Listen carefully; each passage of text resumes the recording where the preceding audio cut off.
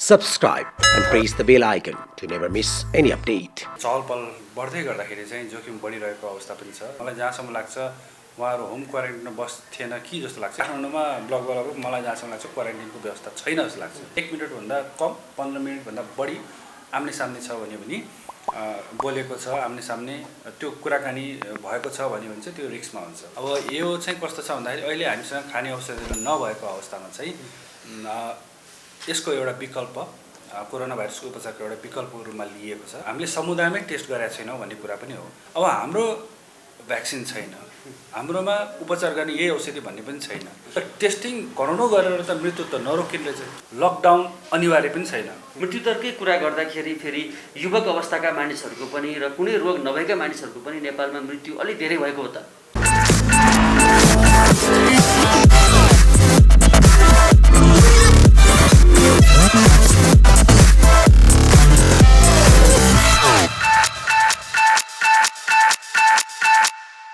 Canada Nepal यति बेला हेर्दै हुनुहुन्छ। आज हामीसँग कोरोना सम्बन्धी विशेष कुराकानी गर्नको लागि शुक्रराज ट्रपिकल हस्पिटलका क्लिनिकल रिसर्च टिमका संयोजक डाक्टर शेरबहादुर पुन हुनुहुन्छ। स्वागत छ यहाँलाई क्यानाडा नेपालमा। हस्, धन्यवाद। अहिलेको अवस्था यो हस्पिटलमा सङ्क्रमणको दैनिक केसहरू पक्कै पनि बढेका होलान्, के छ अहिले पछिल्लो अवस्थामा? अब काठमाडौँमा सङ्क्रमितको सङ्ख्या अब दैनिक जस्तो नै छ। त्यो भएको हुनाले सङ्क्रमितहरू आएर भर्ना हुने क्रम अब यहाँ मात्र होइन, मेरो विचारमा काठमाडौँको विभिन्न अरू अस्पतालहरू पनि छ, त्यहाँ पनि पुगिरहेको अवस्था चाहिँ छ। र पछिल्लो समयमा यो लकडाउन खुलेसँगै अलिकति मानिसहरूको जुन चहलपहल बढ्दै गर्दाखेरि चाहिँ जोखिम बढिरहेको अवस्था पनि छ। काठमाडौँ बाहिरबाट पनि अत्यधिक मात्रामा मानिसहरू आवत जावत गरिरहेको पनि छ, सबैलाई थाहा भएको कुरा हो। र त्यसमा चाहिँ नेपालका जुन हटस्पट भनिएका जुन स्थानहरू छ लगायत भारतबाट समेत नागरिकहरू आइरहेको अवस्थामा चाहिँ यसले अरू थप जोखिमहरू चाहिँ बढाइदिइरहेको अवस्था छ। र सँगसँगै ती त्यस्ता व्यक्तिहरू चाहिँ अलिकति हाम्रो योभन्दा अगाडि जुन टेस्टिङ गाइडलाइन्स थियो नेपालको, त्यसले लक्षण नभएकोलाई नगर्ने हुँदाखेरि चाहिँ उनीहरूलाई हामीले होम क्वारेन्टाइनको कुरा गर्ने गर्थ्यौँ। तर मलाई जहाँसम्म लाग्छ उहाँहरू होम क्वारेन्टाइनमा बस्थेन कि जस्तो लाग्छ, किन भन्दाखेरि अधिकांश चाहिँ उनीहरूको अनुगमन हुँदैन थियो। त्यसले गर्दाखेरि उहाँहरू चाहिँ 14 दिनको होम क्वारेन्टाइन भन्दा पनि आफ्नो व्यापार व्यवसाय हरेक दिन जस्तो चाहिँ गर्नै पर्ने, अब त्यो बाध्यात्मक हुनसक्छ। त्यो कारणले गर्दाखेरि चाहिँ बाध्यात्मक हुनसक्छ। त्यो कारणले गर्दाखेरि उहाँहरू चाहिँ समाजको समुदायको चाहिँ हरेक ठाउँ कुना काप्चामा पुग्न सक्ने हुँदाखेरि यो जुन जोखिम छ यो बढ्दै गएको अवस्था चाहिँ हो। भन्नाले क्वारेन्टाइनमा राम्रोसँग नबस्नाले चाहिँ यो जोखिम बढेको हो भन्ने एउटा आकलन यहाँको भयो। यो चाहिँ त्यसलाई नै मैले आधारित भएर भने, किन भन्दाखेरि फेरि पनि भने ती त्यस्ता व्यक्तिहरू आएछन् जो दैनिक काम गरेर जीवनयापन गर्नुपर्ने हुन्छ। त्यस्तो अवस्थामा चाहिँ अनुगमन पनि नहुँदाखेरि पक्कै पनि उहाँहरू चाहिँ सबैजना बस्दैन त नभनौँ, तर धेरै जस्तो चाहिँ बसेको चाहिँ मैले पाएको छु। जस्तो अब एकातर्फ बाध्यता भयो, जनताको काम नगरिकन नहुने, घरबाट ननिक्ली नहुने बाध्यता भयो, अर्कोतर्फ सरकारले गरेको तयारीको पनि कमी हो कि अथवा के छ यसमा चाहिँ हजुरको विश्लेषण? अब साँच्चै भन्नुपर्दाखेरि चाहिँ लकडाउन खोल्नुभन्दा अगाडि चाहिँ एक प्रकारको सायद छलफल बहस गरेर गर्दा अझ राम्रो हुन्थ्यो होला। किन भन्दाखेरि हाम्रो के अवस्था छ, लकडाउन खोल्ने बित्तिकै कस्ता व्यक्ति कहाँबाट आउँदैछन्, ती सङ्क्रमण ल्याउन सक्ने खालका छन् कि छैनन्, ल्याइसकेपछि कति मान्छे आउँछ र हामीले क्वारेन्टाइन, किनभने हामीले योभन्दा अगाडि एक प्रकारको कमजोरी हाम्रो कहाँ थियो भन्दाखेरि भारतबाट आउँदैछ भन्दाखेरि चाहिँ हामीले कति आउँदैछ भन्ने अनुमान गर्न सकेन र क्वारेन्टाइन पनि त्यति व्यवस्थित हुन सकेन। किन भन्दाखेरि मानिसको चाप यति धेरै थियो कि त्यो सम्भवै थिएन। त्यस्तै दोस्रो पटक पनि हामीले लकडाउन खोल्दै गर्दाखेरि काठमाडौँ लगायत अरू पनि जुन व्यापारिक क्षेत्रहरू अथवा ठुलो सहरहरू छ त्यहाँ पक्कै पनि मानिसहरूको ठुलो भिड लाग्नेवाला थियो। तर त्यहाँनिर चाहिँ अलिकति अनुमान गर्न चुक्यौँ कि जस्तो लाग्छ मलाई। त्यही कारणले गर्दाखेरि अहिले जुन पछिल्लो समयमा लकडाउन खोलिसकेपछि चाहिँ जुन अवस्था छ त्यो अवस्थालाई चाहिँ मैले मध्यनजर गरेर केही लेखहरू पनि त्यसलाई नै लक्षित गरेर लेखेँ। किनभने आगामी दिनहरूमा काठमाडौँ त एउटा सिनारियो भयो, तर विभिन्न अरू सहरी क्षेत्रहरूमा पनि यो अवस्था नआउला भन्न सकिँदैन भन्ने लाग्थ्यो। र अहिले सायद त्यही अवस्थामा चाहिँ पुगेको मैले देख्दछु। अब टेस्टको दायरा पनि असारको 15बाट बढाउने भनेर स्वास्थ्य मन्त्रीले भन्नुभएको थियो, तर त्योभन्दा पछि टेस्टको दायरा झन् घट्दै गएको देखिन्छ। यसमा तपाईँ सन्तुष्ट हुनुहुन्छ कि हुनुहुन्न? अब यो टेस्टको दायरा चाहिँ मलाई जहाँसम्म लाग्छ योभन्दा अगाडि जति पनि भारतबाट विदेशबाट आएकालाई लक्षित गरेर गरेका थियो। अब स्वाभाविकले चाहिँ यो हरेक हप्तै नै उति नै चाप हुन्छ भन्ने जरुरी थिएन। त्यसले गर्दाखेरि चाहिँ यो जुन बाहिरबाट आउनेहरूको चाप चाहिँ तल झर्दै गर्दा पिसिआरको टेस्ट पनि झर्ने यो स्वाभाविक थियो। यो मैले पहिला पनि भन्ने गरेको थिएँ। कतिपयले सोध्थ्यो हाम्रो यो अब कति हजार पुग्छ भन्ने एउटा विश्लेषण गर्दै गर्दाखेरि चाहिँ मैले एउटा उत्तर चाहिँ के दिने गरेको थिएँ भन्दाखेरि यो केमा भर पर्छ भन्दाखेरि चाहिँ टेस्टको दायरा कति पुग्छ र हाम्रो समुदायमा के कति छ भन्ने कुरा र हाम्रो जुन बाहिरबाट नेपाल बाहिरबाट आउनेको चापमा भर पर्छ भनेको थियो। त्यो नै यो अहिले भइरहेको अवस्था हो। त्यसले गर्दाखेरि जे जति गरे त्यो लक्षित थियो योभन्दा अगाडि भन्ने कुरा बुझ्छु मैले। र अहिले हाम्रो अर्को चुनौती हाम्रो ठ्याक्कै अगाडि नै उभिएको चुनौती भनेको चाहिँ मानिसको जुन चलायमान छ त्यो चलायमानले गर्दाखेरि चाहिँ त्यो समुदायभित्र जहाँ चाहिँ मानिसहरूको थुप्रो जुन भिड छ जुन सहरतिर गइरहेछ त्यो ठाउँमा चाहिँ अबको आगामी दिनहरूमा समुदायमा फैलिन भन्ने कुरा एउटा हेर्नै पर्ने हुन्छ। त्यो दायरालाई चाहिँ हामीले बढाउनु पर्ने हुन्छ। त्यहाँनिर अब यो टेस्टिङको दायरा आफैमा त समाधान होइन, तर यो टेस्टिङको दायरा बढाउँदा फाइदा के छ भन्दाखेरि त्यो ठाउँमा त्यो समयमा कोरोनाको सङ्क्रमण के कस्तो अवस्था छ त्यो बुझाउने हो। त्यसले यति बुझौँ किन भन्दाखेरि कतिपयले चाहिँ टेस्ट गर्ने बित्तिकै सबै समाधान हुन्छ भने त्यो समाधान होइन। त्यो चाहिँ एक प्रकारको एउटा मूलभूत सहयोगी यो नियन्त्रण गर्नुमा एउटा सहयोगी भूमिका खेल्छ र त्यो यदि थाहा पाउने हामीले थाहा पाएपछि चाहिँ त्यो एरिया त्यो ठाउँ त्यो समूहलाई चाहिँ हामी कसरी नियन्त्रण गर्ने भन्ने कुरा योजना हामीले बनाउन पाउँछौँ र त्यो योजना अनुसार चाहिँ हामी अगाडि बढ्न सक्छौँ। त्यो यसको मूल मन्त्र हो जस्तो लाग्छ। त्यसले गर्दा पक्कै पनि अब टेस्टिङको दायरा त हामीले विशेष गरेर समुदाय स्तरमा नै गर्नुपर्ने हुन्छ। फेरि टेस्टिङको दायरा एकचोटि गरेर हुँदैन। योभन्दा अगाडि पनि काठमाडौँमा गरेको थियो र 3टामा कोरोना पोजिटिभ देखेको थियो भन्ने कुराहरू आइसकेको छ। तर त्यति गर्दैमा खुसी हुने होइन, किनभने त्यसपछि पनि मान्छेको आवजाव त रहिरहेको छ। पिसिआर टेस्टले चाहिँ के देखाउँछ भन्दाखेरि तत्काल त्यो समयमा त्यो क्षेत्रमा त्यो समूहमा कोरोना भाइरस थियो कि थिएन त्यो मात्रै देखाउने। तर त्यसको भोलिपल्टदेखि फेरि अरू मान्छे थप्यो भने त्यो पिसिआरको त्यही भ्यालु हुन्छ भन्ने जरुरी छैन। त्यसले गर्दाखेरि चाहिँ अवश्य पनि भ्यालु यो टेस्ट चाहिँ बढाएर हेरेको राम्रो हुन्छ। त्यो समयमा हेर्नै पर्छ, एकचोटि गरेर हुँदैन र गर्दाखेरिको फाइदा चाहिँ नियन्त्रण गर्नमा चाहिँ एउटा महत्त्वपूर्ण भूमिका खेल्छ भन्ने चाहिँ।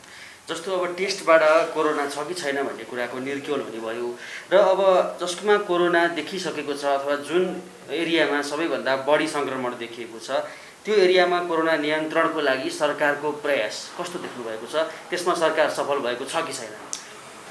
अब अहिले कोरोनामा कन्ट्याक्ट ट्रेसिङमा चाहिँ सबभन्दा मैले समस्या देखेको छु।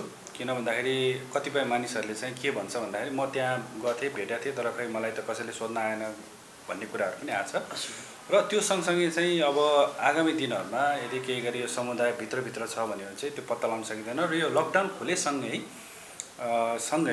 एउटा कस्तो हुन्छ भन्दाखेरि कुनै पनि भन्ने मान्छे दिनभरि ऊ आफ्नो काममा गर्छ अथवा बजारमा कुनै सामानहरू खरिद गर्न गएको अवस्था छ भने चाहिँ ऊ दिनभरिमा कतिजनासँग बोले कतिजनासँग गफ गरे भन्ने कुरा उसले सम्झना गर्नलाई हम्मे पर्ला। किन भन्दाखेरि लकडाउनमा चाहिँ सीमित मान्छेहरू बाहिर निक्लिने र सीमित ठाउँमा मात्र जाने भएको हुनाले कन्ट्याक्ट ट्रेसिङ गर्नलाई धेरै सजिलो भयो। तर अहिले लकडाउन खोलेसँगै त बजारमा यत्रतत्र मानिसहरू छन्। अब धेरै मानिसहरूसँग अब कुनै किनबेचको सिलसिलामा कुराकानी गर्नुपर्ने हुन्छ र सबभन्दा नराम्रो हाम्रो अहिले कमजोरी पक्ष भनेको त्यस्ता व्यक्तिहरूसँग कुरा गर्ने बेलामा नै हामी मास्क खोलेर बस्छौँ। भनेको मतलब अरू बेला लगाए तापनि हामीलाई जुन बेलामा हामी यो जुन व्यवहार गरिरहेको हुन्छ अर्को व्यक्तिसँग त्यही बेलामा चाहिँ मास्क चाहिँ भएको मास्कलाई नाकमुनि र चिउडोमुनि राख्ने गर्छौँ। यो एउटा कमजोरी सबैले देखिरहेको हो। त्यसले गर्दाखेरि नै मैले लकडाउन पछाडि कन्ट्याक्ट ट्रेसिङमा चाहिँ एउटा चुनौती नै थपेर आउँछ भनेर भनेको छु। र चुनौती त्यो थपिने बित्तिकै अब तपाईँले त्यो पनि कस्तो कन्ट्याक्ट ट्रेसिङ पनि टाइममै गर्नुपर्छ। किन भन्दाखेरि अब 1 हप्ता 10 दिनपछि मान्छेलाई खोज्दै ल्याउन थाल्यो भने त्यो व्यक्तिले त्यति दिनसम्म फेरि अरूलाई सारिसकेको अवस्था आउँछ। त्यसले गर्दाखेरि यो एउटा नभएसम्म चाहिँ हामीलाई गाह्रो हुन्छ र अहिले सरकारको लागि मलाई जहाँसम्म लाग्छ यो एउटा चुनौती भएर आएको होला। र त्यसको लागि कसरी चुस्त दुरुस्त बनाउनुपर्छ भन्ने कुरा चाहिँ हामीले पक्कै पनि एउटा गहन छलफल गर्नुपर्ने अवस्था चाहिँ मैले देख्दछु जस्तो लाग्छ। जस्तो जुन एरियामा सबैभन्दा बढी देखिएको छ त्यो एरियालाई नै सिल पनि गरिएको छ। त्यो सिल गर्ने चाहिँ अब अवस्था हेरेर हुन्छ, त्यसले अब फाइदा बेफाइदा दुवै छ। त्यसको चाहिँ त्यसको क्यालकुलेसन भनौँ न एउटा अनुमान गरेर के कस्तो हुन्छ भनेर गर्न चाहिँ नसकिने त होइन, तर फेरि पनि मैले भने अब यसमा यस्तै गर्दै जाँदाखेरि यो पनि उपाय होइन। फेरि एउटा एउटा एउटा दीर्घकालीन होइन, तत्कालको लागि केही त्यस्तो मुभमेन्ट गर्नलाई र फेरि कन्ट्याक्ट ट्रेसिङकै कुरा सिल किन गऱ्यो भने कन्ट्याक्ट ट्रेसिङ मानिसहरूको आवाजाव त्यो व्यक्ति त्यो ठाउँबाट अरू ठाउँ नजाओस् भन्नलाई हो। तर त्यहाँ पनि अब समयमै हामीले चाहिँ त्यसलाई एउटा एक्सनमा जान सकेन भने त्यो सिल मात्र गरेको पनि खासै फाइदा हुँदैन। त्यसले गर्दा एक्सन चाहिँ एकदमै बढी जरुरी छ र त्यो गर्न सक्यो भने मलाई जहाँसम्म लाग्छ गर्नै नसक्ने अवस्था भन्ने त होइन। क्वारेन्टाइन स्थलको तयारीमा पनि सरकार चुकेको हो त? क्वारेन्टाइनको चाहिँ मलाई लाग्छ दुईवटा कुरा मैले प्रष्टसँग देखिरहेको छु। एउटा भारतबाट आउने कति आउँछ भनेर एउटा अनुमानित सङ्ख्या नगर्दा अनुमानित सङ्ख्याको चाहिँ त्यो विश्लेषण गर्न सक्दाखेरि धेरै मानिसहरू आएर क्वारेन्टिन पनि एकदम खचाखच भरियो, त्यो त सबैलाई जगजाहेरै छ। दोस्रो कुरा अब लकडाउन गर्दै गर्दा अब मान्छेको जुन एउटा मान्छे कतातिर लाग्छ भन्ने एउटा विश्लेषण नगरिकन लकडाउन खोल्ने बित्तिकै वारेर आउँदाखेरि चाहिँ फेरि क्वारेन्टिन अब जस्तै काठमाडौँमै अहिले क्वारेन्टिनको छुट्टै व्यवस्था छैन। हामी सबैलाई चाहिँ तपाईँ घरमा गएर होम क्वारेन्टिनमा बस्छ भनिरहेको अवस्था छ भने चाहिँ कति मान्छे त्यहाँ होम क्वारेन्टिन बस्छ भन्ने कुरा राम्रोसँग अनुगमन छैन। र यहाँ प्रत्यक्ष आएको कतिपय तराईबाट आएको दाजुभाइहरू सिधै अब काममा गएको पनि अवस्था छ र कतिपय त काम गर्दा गर्दै फेरि ज्वरो आएर टेस्ट गर्दा पोजिटिभ आएको अवस्था पनि छ। यो भएको सत्यता हो, यही हो।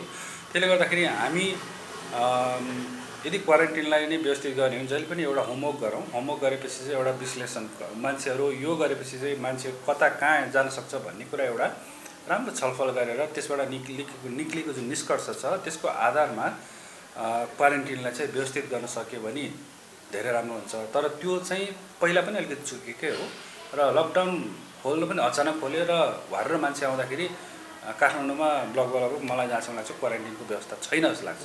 सबैलाई होम क्वारेन्टिनमा जाऊ भन्ने अवस्था छ र त्यसको अनुगमन नभएको पनि पाइएको छ। त्यसले गर्दाखेरि पक्कै पनि कमजोरी चाहिँ छ। अब हामीले कमजोरी छ भनिरहँदाखेरि स्वास्थ्य मन्त्री स्वयंले जनतालाई देख्न नसकेको हो र दण्ड लागेको हो भनेर भन्नुभएको छ। यो भनाइलाई यहाँले कुन रूपमा लिनुहुन्छ एउटा स्वास्थ्यकर्मी भएको हिसाबले? जनताले नदेखेको भन्ने प्रश्नसँग तपाईँ मलाई जहाँसम्म लाग्छ यो भनेको चाहिँ हामीले यदि गरेको छ भने गरेको छ पनि भन्नुपर्छ। कोसिस गरे हो, नगरे होइन। तर कोसिस गर्दाखेरि चाहिँ अलिकति तयारी नपुगेको कि भन्ने मलाई फिल छ। किन भन्दाखेरि तपाईँ हामीले देखेकै हो विभिन्न समय चरणमा चाहिँ निर्णयहरू लिँदै गएको अवस्था छ। मैले अरू विषयतिर त लागेन, मैले आफ्नो विषयलाई मैले अलिकति एकत्रित गरेर लक्षित गरेर भन्नुपर्दाखेरि चाहिँ आफ्नो समयअनुसार त गरेको देख्छु मैले, तर त्यो अलिक पर्याप्त थिएन र अलिकति बिना योजना गरियो कि भन्ने चाहिँ त्यो खालको विश्लेषण चाहिँ मेरो छ।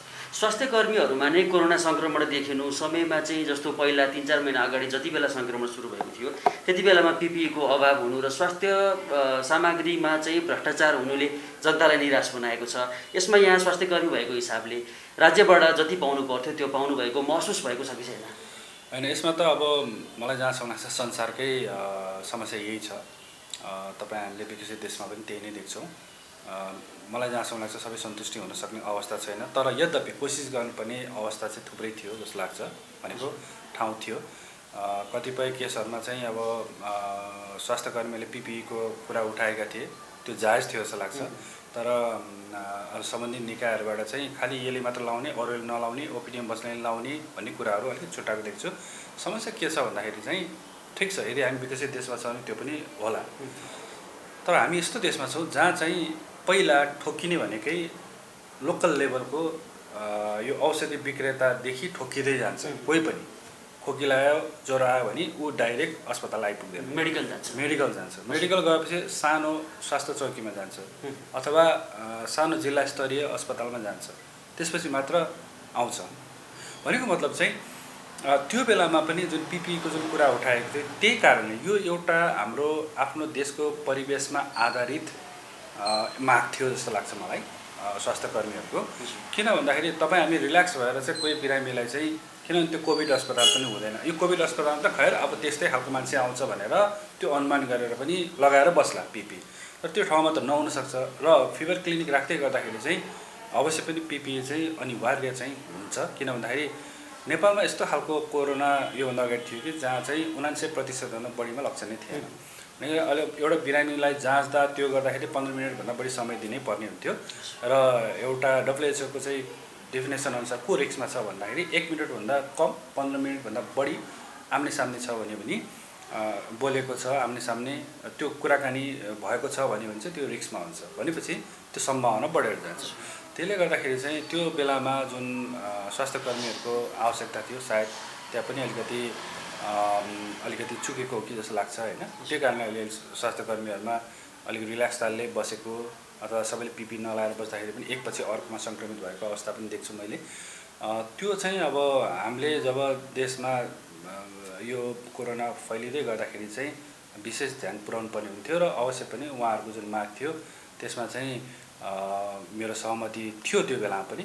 किन थियो भन्दाखेरि चाहिँ हामी विदेशमा जस्तो अवस्था त होइन, हामी विभिन्न ठाउँमा काम गरिरहेका हुन्छौँ र कसलाई कोरोना लाएन भनेर टेस्ट नगरेसम्म थाहा नहुने अवस्था र रुगाखोकी अथवा ज्वरो आउँदाखेरि सामान्यतया कहाँ छ कोभिड अस्पताल भनेर सबै सर्वसाधारण पुग्ने अवस्था पनि थिएन।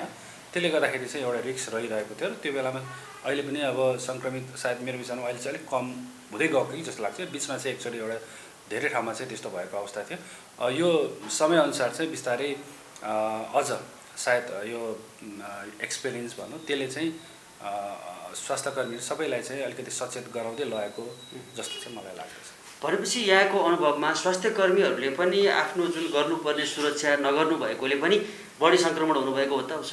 त्यसमा त अब सङ्क्रमित किन हुन्छ भन्दाखेरि जो कोहीले पनि अब आफ्नो सुरक्षामा पूर्ण रूपमा अब ध्यान त दिए होला तर पनि कहीँ न कहीँ चुक्छौँ, त्यो भएर पनि हुनसक्छ जस्तो लाग्छ। अब सबै त सबैमा पूर्ण रूपमा अब नहुनसक्छ। किनभने अमेरिकादेखि लिएर विभिन्न विकसित देशहरूमा पनि धेरै स्वास्थ्य कर्मीहरू सङ्क्रमित भएछ। यद्यपि उनीहरूको देशमा यो स्वास्थ्यका यो जुन पिपीदेखि लिएर सबै थियो होला जस्तो लाग्छ मलाई, तर पनि सङ्क्रमित छ। त्यो गर्दा गर्दै पनि हामी त्यसै कारणले फ्रन्ट लाइन रिस्कमा हुन्छ भन्ने कारण पनि त्यो अब मान्छे हो, इरर हुन्छ र चाहँदै यो होला भन्दै चाहिँ सङ्क्रमित हुन नसक्ने होइन, जिरो नै हुन्छ भन्ने त होइन। तर हामीले त्यो भन्दै गर्दाखेरि केही नगर्ने भन्ने होइन, हामीले प्रयत्न चाहिँ गर्नुपर्ने। स्वास्थ्य कर्मीको स्वास्थ्यलाई लिएर चाहिँ सरकार कतिको संवेदनशील पाउनु भएको छ? त्यो बारेमा मलाई ठ्याक्कै चाहिँ थाहा भएन, तर अब उहाँले घोषणा त गरे जस्तो लाग्छ कि जोखिम भत्ता दिनेदेखि लिएर त्यसलाई राम्रै मान्नुपर्छ। तर त्यो चाहिँ समयमै दिँदाखेरि चाहिँ उत्साह उहाँहरूमा काम गर्ने जागिर चाहिँ हुन्छ जस्तो चाहिँ मलाई लाग्दछ। अहिले पछिल्ला समयमा जस्तो यहाँले पहिल्यैदेखि लेख्दै आउनुभएको छ, जागरण गराउँदै आउनुभएको छ कोरोनाको विषयमा विशेष गरी समाजलाई, र यही बिचमा यहाँले चाहिँ अलि बढी जानकारी दिनुभयो भनेर स्वास्थ्य मन्त्रालयबाट यहाँ विरुद्ध थोरै एक्सन पनि लिन खोजेको हो कि जस्तो पनि देखियो। भन्नाले अहिले त्यस्तो अवस्था छ कि छैन, यहाँ र स्वास्थ्य मन्त्रालय बिच केही तनाव जस्तो स्थिति छ कि छैन? बिल्कुल छैन। अब त्यो बेलामा पनि अब विभिन्न अरू कारणहरूले गर्दाखेरि त्यस्तो भएको मेरो निष्कर्ष छ। त्यसले गर्दाखेरि जुन जे भयो म त्यति साह्रो पछाडि फर्केर त हेर्दिनँ, म जहिले पनि अलिकति अगाडि नै हेर्छु र अहिले चाहिँ त्यो पटक्कै अवस्था छैन। विशेष गरेर म यो अस्पतालमा जे जस्तो हामीले काम गर्नुपर्ने म त्यसमा बढी ध्यान केन्द्रित हुन्छ र मलाई जहाँसम्म लाग्छ मेरो मुख्य उद्देश्य अथवा मैले गर्नुपर्ने कर्तव्य भनेको सर्वसाधारणलाई उपचार गर्नु, सन्तुष्टि गर्नु र थप त्यो रोगहरूको बारेमा चाहिँ जानकारी दिन पाउनु हो जस्तो लाग्दछ। र मैले सायद निरन्तर रूपमा आगामी दिनहरूमा पनि गर्छु भन्नेमा चाहिँ म दृढ नै छु। अब थोरै कुरा गरौँ कोरोना सङ्क्रमितको उपचारको। अहिले पछिल्ला अवस्थामा कस्तो विधिबाट र कस्ता प्रयोगबाट कोरोना सङ्क्रमितहरूको उपचार यो हस्पिटलमा हुँदैछ? यो अस्पतालमा अहिलेसम्म लक्षणकै आधारमा उपचारहरू भइरहेको छ। सपोर्टिभ ट्रिटमेन्ट हुन्छ, यो अक्सिजन थेरापीहरू हो विशेष गरेर। र पक्कै पनि अहिले त्यस्तो एक्स्ट्रा खालको जुन औषधिहरूको बाहिरको हामी सुन्ने गर्छौँ त्यो खालको चलाएको त छैन। तर आगामी दिनहरूमा किन भन्दाखेरि यो त फरक पर्दै जान्छ होइन, औषधि नयाँ आउला, त्यो आयो भने चाहिँ पक्कै पनि त्यही अनुसार नै अगाडि बढ्छ भन्ने मलाई लाग्दछ। भर्खरै प्लाज्मा थेरापीबाट चाहिँ एकजना कोभिड सङ्क्रमित जो भेन्टिलेटरमा पुग्नुभएको थियो उहाँको सफल उपचार भयो भन्ने समाचारहरू आएका छन्। यो खालका प्रविधिहरू नेपालमा कसरी अगाडि जाला अब आगामी दिनमा? अब हरेक कुराहरू चाहिँ नहुनुभन्दा राम्रो हो, हुनु राम्रो भने जस्तै प्लाज्मा जुन थेरापीको कुरा छ यो नौलो चाहिँ होइन, धेरै पुरानो उपचार पद्धति हो। विभिन्न अरू रोगहरूकोमा पनि प्रयोग हुँदै आएको अवस्था हो र विभिन्न देशहरूले यो बारेमा परीक्षणहरू पनि गर्दै आएको छ। तर यो बारेमा धेरै जानकारी अझ पनि छैन। भनेको मतलब चाहिँ जुन हामीले क्लिनिकल ट्रायलहरू भन्छौँ त्यो चाहिँ एकदम धेरै भएको छैन। धेरैमा चाहिँ केस सिरिज भन्छौँ, केस बाई केसको चाहिँ हामीले अनुसन्धान लेखहरू पढ्न पाउँछौँ। अब यो चाहिँ कस्तो छ भन्दाखेरि अहिले हामीसँग खाने औषधिहरू नभएको अवस्थामा चाहिँ यसको एउटा विकल्प कोरोना भाइरसको उपचारको एउटा विकल्पको रूपमा लिएको छ। मलाई जहाँसम्म लाग्छ उहाँ पनि विभिन्न औषधि प्रयोग गर्दा पनि सुधार नभएपछि चाहिँ प्लाज्मातिर गएको जस्तो लाग्दछ मलाई। र पक्कै पनि अब प्लाज्माको जुन यो प्रभाव छ त्यो एउटा सन्तोषजनक देखिएको हुनाले यसलाई एउटा चाहिँ हामीले अप्सनको रूपमा राख्नुपर्छ। हुन त अब सबैलाई राम्रो गर्छ भन्ने चाहिँ नसोच्नु होला। विभिन्न कारणले गर्दाखेरि त्यसै कारणले पनि मृत्यु हुनसक्छ, त्यसै कारणले चाहिँ एलर्जिक रियाक्सनहरू हुनसक्छ, यस्तो कुराहरू छ होइन।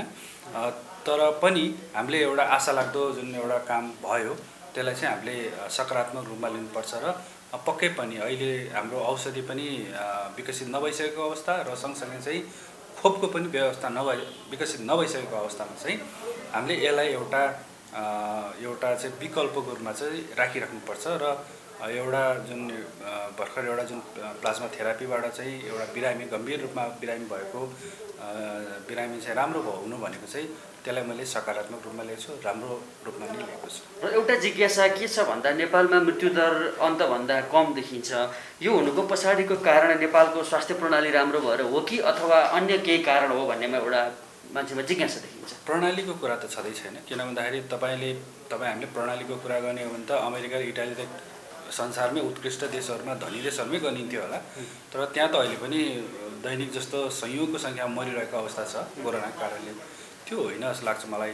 अब यसको लागि चाहिँ अनुसन्धान एकदम आवश्यक छ। केही हाइपोथेसिसहरू पहिला मैले भन्ने गर्थेँ। यो जनजीवन हाम्रो परम्परागत भाइरसकै कुराहरू होला, क्लाइमेट फ्याक्टर्सको कुराहरू होला, अथवा कोरोना भाइरसकै जुन अरू प्रजातिहरू जसलाई हामी इभन कोरोना भाइरस भन्छौँ, अरू विभिन्न नामले चिनिन्छ, ती भाइरस त पहिलेदेखि थिए नेपालमा। र त्यो हुँदाखेरि चाहिँ कतै त्यो भाइरसको जुन यो रोग प्रतिरोधक क्षमता चाहिँ अब हाम्रो शरीरमा विकसित भएको हुनाले केही हदसम्म, अब पूर्ण रूपमा भन्दैन, केही हदसम्म त्यसले पनि केही सक्रियता मतलब प्रतिक्रिया जनाएको हो कि यो फेरि मैले निर्क्युल गरेको अथवा पुष्टि गरेको होइन। त्यो एउटा सम्भाव्यता हामीले अध्ययन गर्न सकिन्थ्यो। किन भन्दाखेरि केही जर्मन अमेरिकन वैज्ञानिकहरूले चाहिँ के चाहिँ भनेको छ भन्दा एउटा कमन कोल्ड जुन हामी रुगाखोकी भन्छ त्यसमा 30% जति चाहिँ यो कोरोना भाइरसकै कारणले हुन्छ भन्ने छ। यो अरू प्रजातिहरू, यो सार्सको होइन कि अरू प्रजातिहरूको कारणले हुन्छ अरे। यदि त्यस्तो हो भने चाहिँ ती अनुसन्धानहरूमा चाहिँ सायद त्यसबाट उत्पन्न भएको एन्टिबडीहरूले केही हदसम्म अलिकति यो कडापन नगराएको कि भन्ने एक प्रकारको उनीहरूले थ्योरी निकालेको छ। अब यो चाहिँ मैले व्यक्तिगत रूपमा पढेर अरूहरूलाई चाहिँ यो हाइपोथेसिस लागेको, यो कुनै प्रमाणित गरेर गरे होइन। यसमा बिसिजी भन्ने खोपको पनि एउटा कुरा निक्लेको छ, जहाँ बिसिजी चाहिँ अनिवार्य गरेको छ त्यो ठाउँमा चाहिँ मृत्युदर धेरै कम छ भन्ने कुराहरू पनि आएको छ। केही अनुसन्धान लेख पनि प्रकाशित भइसकेको अवस्था छ। तर यसलाई अरू पुष्टि गर्नको लागि विभिन्न अनुसन्धानहरू अहिले पनि भएको छ। अस्ट्रेलियन डक्टरदेखि लिएर अरू विभिन्न युरोपका डक्टरहरूमा चाहिँ बिसिजीको खोप अहिले प्रयोगमा छ, अनुसन्धानकै ट्रायलमा छ। त्यसले गर्दा यसको बारेमा पनि आगामी दिनमा चाहिँ पक्कै पनि नतिजा आउने प्रतीक्षारत छु म। र हेरौँ यसको नतिजा यदि केही सकारात्मक आयो भने हामी त्यो बारेमा पनि सोध्न सक्दछौँ। तर पनि फेरि पनि यो छोटकरीमा भन्नुपर्दाखेरि यो किन यस्तो मृत्युदर कम भयो होला भन्नलाई विभिन्न फ्याक्टर्सहरूले त्यहाँ होला, एउटा मात्र होइन, त्यहाँ अरू थुप्रै फ्याक्टर्सहरू होला जसले गर्दाखेरि चाहिँ कतै यो कमी आयो कि भन्ने अहिलेसम्मको यो आँकडा हो।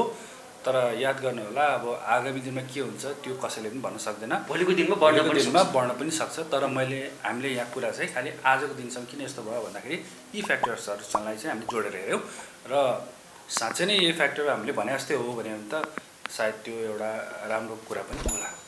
मृत्युदरकै कुरा गर्दाखेरि फेरि युवक अवस्थाका मानिसहरूको पनि र कुनै रोग नभएका मानिसहरूको पनि नेपालमा मृत्यु अलि धेरै भएको हो त?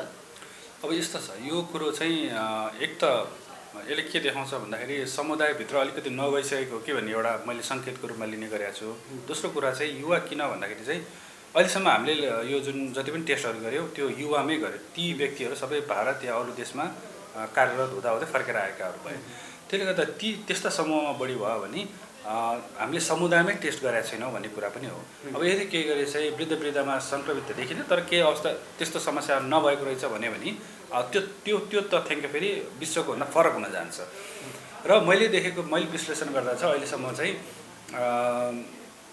युवा भए तापनि यदि केही गरी अरू रोगसँग पनि अरू रोगहरू पनि रहेछ भने चाहिँ त्यसको मृत्यु हुन सक्ने सम्भावना चाहिँ मैले यसरी चाहिँ विश्लेषण गरेँ। त्यसमा क्यान्सर किन नहोस्, ट्युबरक्लोसिस किन नहोस्, आस्मा किन नहोस्, अथवा स्नायु प्रणालीसँग किन नहोस्, विभिन्न जुन रोग छ किडनी सम्बन्धी कलेजो सम्बन्धी भएका मान्छेहरू चाहिँ अलिकति मर्यो भन्ने बित्तिकै ती व्यक्तिले मुटुका उपचार गर्दै थिए, त्यसले कलेजोको उपचार गर्दै थिए, त्यसले डायलिसिस गर्दै थिए भन्ने जोडेर आइरहेको अवस्था छ। त्यो भएको हुनाले अरू देशमा चाहिँ सङ्क्रमितहरू युवाहरू बढी भए पनि मृत्युदर बढी मात्रामा चाहिँ वृद्धहरूको देखिन्थ्यो भने नेपालमा अब त्यो समुदायमा गएर चाहिँ अझै हेर्न पाइन्छ। त्यही पनि अहिलेसम्मको जुन डाटा छ त्यसले चाहिँ कुनै पनि उमेर होस् तर यदि केही गरी ऊसँग चाहिँ अर्को रोग असाध्य रोग भनौँ दीर्घ रोगी हो भने चाहिँ ऊलाई चाहिँ खराब गर्दो रहेछ है अथवा मानवीय क्षति हुन सक्ने सम्भावना रहेछ भन्ने कुरा चाहिँ आजसम्मको तथ्याङ्कले त्यही नै देखाएको चाहिँ मैले देखेको छु। जनस्वास्थ्यविद भएको नाताले अब अन्त्यमा अलिकति बताइदिनुहोस् कि अब सुरक्षित हुनको लागि जनसमुदायले चाहिँ कसरी अगाडि बढ्नु पर्ला? दैनिक काम पनि नगरिकन नहुने अवस्था छ, यो अवस्थामा कसरी अगाडि बढ्दा सुरक्षित हुन सकिएला?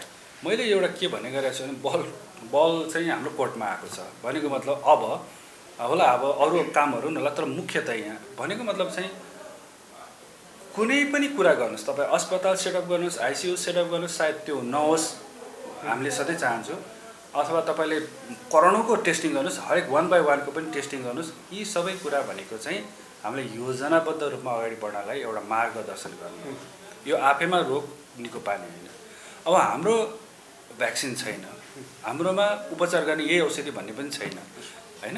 त्यसले गर्दाखेरि चाहिँ अब रह्यो के त भन्दाखेरि चाहिँ बस्ने उपायहरू मात्र बाँकी रह्यो। त्यो भनेको जुन मापदण्डहरू हामीले भनेको छौँ 3-4वटा जुन छ त्यसलाई भनेको छ। त्यो भनेको व्यक्तिगत दूरी 2 मिटरभन्दा टाढाको होस्, मास्क सही तरिकाले लाउनु पर्यो, हात साबुन पानीले राम्रोसँग धुनु पर्यो नियमित रूपमा, र अर्को थप अलिक त्यति कुरा नभएको चाहिँ भेन्टिलेसनको राम्रो व्यवस्था हुनु पर्यो किनभने हावाबाट पनि सर्छ भन्ने कुरा आइसकेको अवस्था भएको हुनाले हावाहरू चाहिँ आवाजाही गर्ने एउटा राम्रो ठाउँ होस् जहाँ चाहिँ हामी अलिक 2 भन्दा बढी मानिसहरू बसिरहेछ भने त्यो खालको होस्। यो जुन बस्ने उपाय छ अबको दिन आगामी दिनमा चाहिँ हामीले सच्चा एउटा नागरिक भएर यसलाई अनुसरण गर्नु पर्यो, न कि योभन्दा अगाडि जस्तो एकदमै ढुक्कसँग व्यवस्था गरेर हिँड्नु भएन। आगामी दिनमा यदि के गरी यसलाई अझ कडाइका साथ हामीले चाहिँ हो यो चाहिँ मेरो जिम्मेवारी हो, अरूलाई देखाउनुभन्दा पहिला मैले गरेको छु कि छैन त यो कुराहरू भन्ने कुरा चाहिँ एउटा मनन गर्नु पर्यो। र यदि केही गरी सुन्ने लेख्ने र पढ्ने मात्र होइन त्यसलाई व्यवहारमा पनि लागू गर्यो भने मात्र हामी पक्कै पनि जुन धेरै अनुमान गर्छ अब एकदमै भयावह हुने हो कि भन्ने कुरा जुन आइरहेछ त्यो हुने सम्भावना अति न्यून देख्छु यदि केही गरी हामीले यो कुरामा ध्यान दियो भने। र त्यसै कारण मैले के भन्ने गरेको छु भने यो सबै तपाईँ हाम्रो हातमा नै छ। यो खालि एकअर्कालाई दोष दिनुभन्दा पनि सबै मिलेर गर्नै पर्छ। पक्कै पनि गल्तीहरू अथवा कमजोरी सुधार गर्दै लाग्नु पर्ने हुन्छ, तर त्यो भन्दै गर्दाखेरि अन्त्यमा गएर फेरि ठोकेर कहाँ आउँदो रहेछ हाम्रैमै आउँदो रहेछ। भनेको मतलब तपाईँसँग पैसा छ, व्यवस्था सबै छ, भनौँ ल हजारौँ आइसियु भेन्टिलेटरै छ अरे मानौँ, तपाईँले लाखौँ करोडौँलाई टेस्टिङ गरेछ, तर त्यो भन्दै गर्दाखेरि तपाईँले यी यस्ता कुराहरूमा सजगता अपनाएन अथवा अनुसरण गरेन भने यी सबै व्यर्थ हुन्छ। मैले एउटा उदाहरण अमेरिकाको दिन्छु जहाँ चाहिँ मास्क किन लाउने अथवा हामी किन काम गर्न नपाउने भनेर हडतालै गरेको कुरा त मिडियाबाट नै आएको छ। त्यहाँ सायद सबैभन्दा संसारमा सबैभन्दा बढी टेस्टिङ पनि भइरहेको होला, जाँच पनि भइरहेछ, त्यही कारण सङ्क्रमित सङ्ख्या धेरै देखिन्छ, मृत्यु पनि भइरहेछ।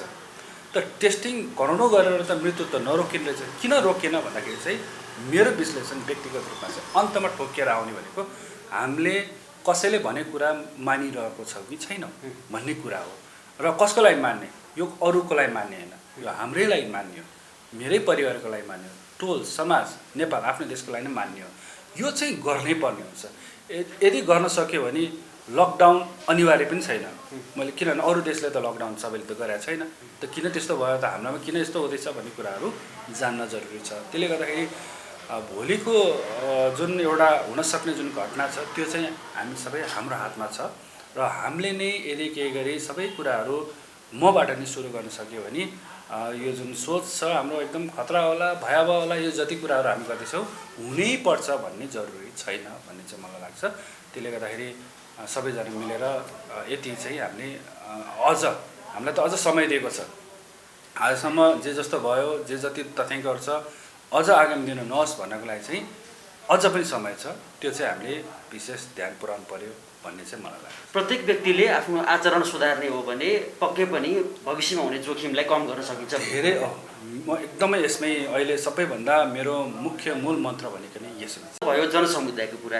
अब राज्यले चाहिँ कसरी अगाडि बढ्नुपर्छ भने एउटा सानो सुझाव यहाँले दिनुभयो। यसमा चाहिँ अब अहिले एउटा ठुलो बहसको विषय भनेको समुदायभित्र छैन, समुदायमा पुगेपछि त्यो कहाँ पुग्छ र हामीले कसरी यो बस्ने मापदण्डहरूलाई कसरी परिष्कृत गर्नुपर्ने हो कि थप, अथवा त्यसपछि हुनसक्ने जुन एउटा जुन मानिसहरूको जुन मानवीय क्षतिहरू हुनसक्छ त्यसलाई कसरी हामीले यो व्यवस्थापन गर्ने भन्ने कुरा त्यो हामीले सम्बन्धित निकायले चाहिँ गर्नुपर्छ। त्यो गर्नलाई टेस्टिङको दायरा बढाउनु पर्ने, क्वारेन्टिनलाई कहाँ मानिसहरू चलायमान छ त्यो ठाउँमा हेर्ने र यति कुरा चाहिँ याद गर्नु पऱ्यो कि जबसम्म हाम्रो कोरोनाले पेन्डेमिकको रूप लिइरहेको छ तबसम्म चाहिँ कोही सुरक्षित हुँदैन। भनेको मतलब अफ्रिकामै देखे पनि नेपालमा आउन सक्छ र अहिले यति पनि भइरहेछ कि कुनै देशमा सकियो, ल अब चाहिँ कोरोना हाम्रोबाट सकियो भनेको देशमा पनि फर्की आइरहेको छ। भनेको मतलब चाहिँ मेरो देशमा त सुरक्षित भयो भनेर ढुक्क नहुनुहोस्, विश्व नै सुरक्षित हुनु पऱ्यो र विभिन्न जिल्लाहरू पनि अहिले क्वारेन्टिन मुक्त यो कोरोना मुक्त भयो भनेर भनिरहेको बेला बखतमा म सुन्छु। त्यो भनेर ढुक्क नहुनुहोस्। त्यो मान्छे कति आवत जावत गर्छ थाहा छैन। त्यसले गर्दाखेरि चाहिँ हामी जहिले पनि सतर्क, एउटा हुन्छ नि अलिकति कानलाई चाहिँ ठाडो पारेर हामीले आँखालाई चाहिँ तेजिलो तरिकाले अर्जुन दृष्टि भएर कोरोना कहाँबाट कता आउँदैछ, कताबाट आउने सम्भावना हुन्छ भन्ने कुरा सम्बन्धित निकायले हेर्नै पर्ने हुन्छ। सायद उहाँहरूको त्यो एउटा जिम्मेवारी पनि हो जस्तो लाग्छ, विशेष गरेर स्वास्थ्यसँग सम्बन्धित मानिसहरूले यो यस्तो पेन्डेमिकको अवस्थामा। र अन्तमा यो पेन्डेमिक संसारबाट नहटेसम्म चाहिँ हामी भ्याक्सिन विकसित नभएसम्म चाहिँ हामी सन्तुलित भएर यता कोरोनाको पनि हामीले बस्ने उपायलाई एकदम कडा रूपमा हामीले ध्यान दिएर अनुसरण गर्नु पऱ्यो भने आफ्नो काम पनि छँदैछ। किनभने हाम्रो देश अरू देश जस्तो 6 महिना बसेर खान सक्ने अवस्था पनि छैन र अरू देशमा त बेरोजगार भत्ता पनि दिएला, हामीहरूमा त्यो अवस्था पनि छैन। हरेकलाई आफ्नो काम गरेर नखाइकन दैनिकी चलाउन पनि सक्ने अवस्था छैन। त्यसले गर्दा यो दुईटालाई सँगसँगै चाहिँ सन्तुलित गरेर लगाउनुपर्ने हुन्छ।